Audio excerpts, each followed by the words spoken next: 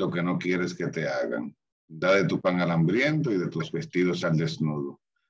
Busca el consejo de los prudentes. Bendice al Señor en toda circunstancia. Pídele que sean rectos todos tus caminos y que lleguen a buen fin todas tus sendas y proyectos. Amén. Amén. Gracias. Gracias. Bendito y alabado sea tu nombre, Señor. Gloria y alabanza. Gracias. Gracias. Volvemos sobre esta breve lectura. Hoy lo vamos a mirar desde otra perspectiva. Desde la perspectiva de la vida y del sentido de la existencia. Vamos a ver esta lectura sobre esa dimensión, el sentido de la existencia. ¿Ok? Esto sería sumamente interesante porque ¿qué sentido tiene una vida que no tiene sentido? Esa es una pregunta que tendríamos que hacer. ¿Tiene sentido una vida humana que esté falta de sentido?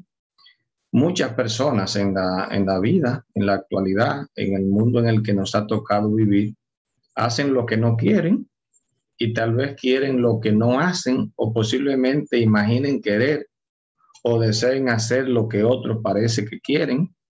Y en el fondo, unos y otros parece que ni siquiera saben ya lo que quieren. La gente no sabe qué es lo que quiere. Todos nosotros tenemos que tener mucho cuidado con esto. ¿Cómo nos comportamos nosotros? Y el comportamiento humano va a tener mucho que ver con lo que nosotros le buscamos como sentido a la existencia. Bueno, el ser humano es un ser espiritual. Tenemos que acordarnos de eso. El ser humano es un ser espiritual, ¿ok? No es otra cosa. ¿Qué quiere decir eso? Es ante todo un ser espiritual. Déjenme escribir eso aquí, porque eso tiene una connotación muy, muy, muy importante en el contexto de esto, ¿no? Cuando nosotros descubrimos el sentido de la existencia es porque le damos a esta dimensión el valor que tiene en la vida. ¿Por qué? Porque desconocer esto significa que nosotros vamos a convertir nuestra vida en materialista y la vamos a dejar en la dimensión material.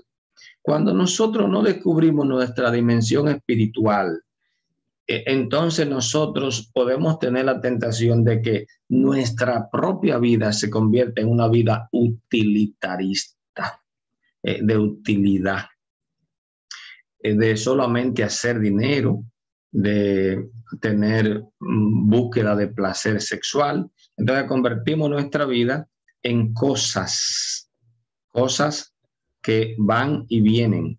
Y esas cosas, podríamos decir con una palabra que usa un filósofo, cosificamos nuestra vida. Cosificamos nuestra vida. O sea, la vida tiene sentido en la medida en que hago riqueza, y hacer riqueza significa hacer lo que haya que hacer para hacer riqueza, ¿eh? Eso lo hemos visto muchas veces. La vida consiste en tener mucho placer sexual y de ahí surge, por ejemplo, Sigmund Freud fue uno de los que más daño le ha hecho a este pensamiento, en donde Sigmund Freud decía que la voluntad del ser humano estaba en la medida en que reprimía o no la sexualidad humana. Esto de verdad que le hizo mucho daño a la filosofía y a la psicología. Y entonces hubo una liberalización del placer sexual y esto ha traído como desorden que la pornografía, las exhibiciones de la sexualidad, en fin, cosas hemos cosificado.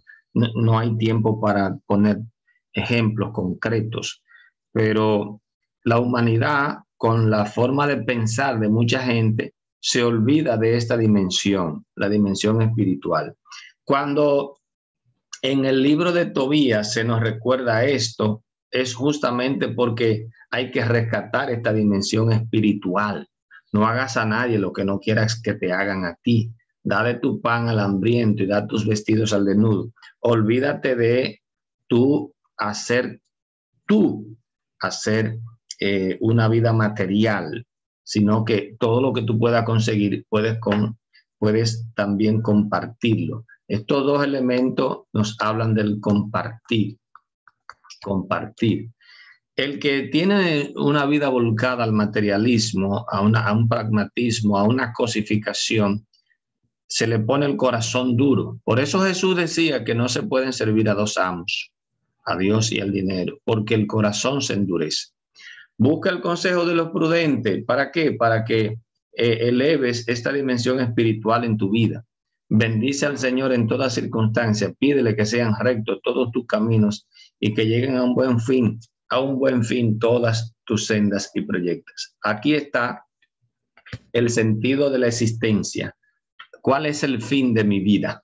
¿Cuál es el fin de mi existencia?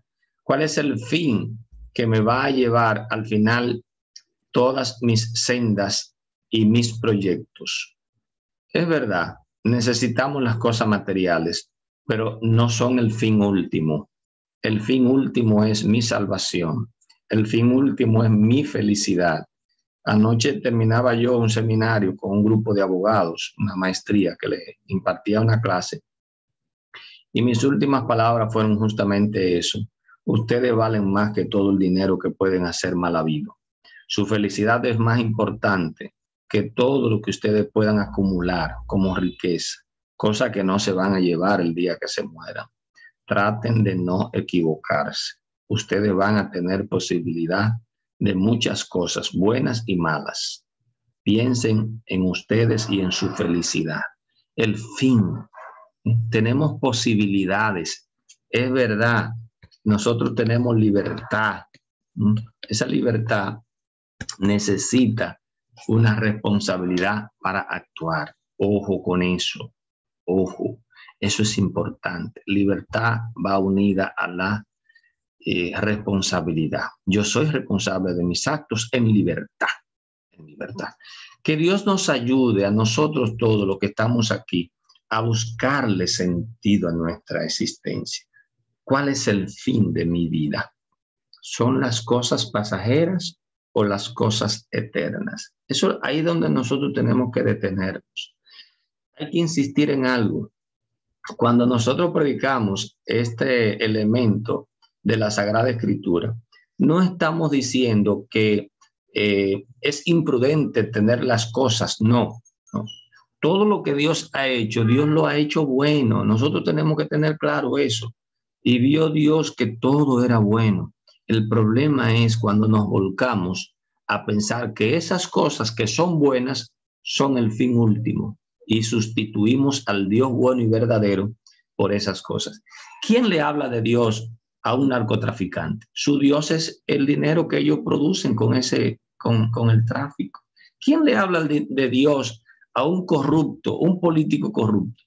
Su Dios es el dinero que acumulan a través de la corrupción y no necesitan a Dios. Ese es el problema. El gran problema es ese. Y yo no he visto a ningún corrupto, ni he visto a ningún narcotraficante que el día que se muera se llevan el dinero acumulado para el cielo. No se lo llevan, se queda aquí. Se lo queda un grupo de 2 o 3 parientes que lo gozarán, pero no se llevan nada. Que el Señor nos ayude a nosotros a tener la mirada, los ojos limpios, el corazón en paz, en paz. Amén.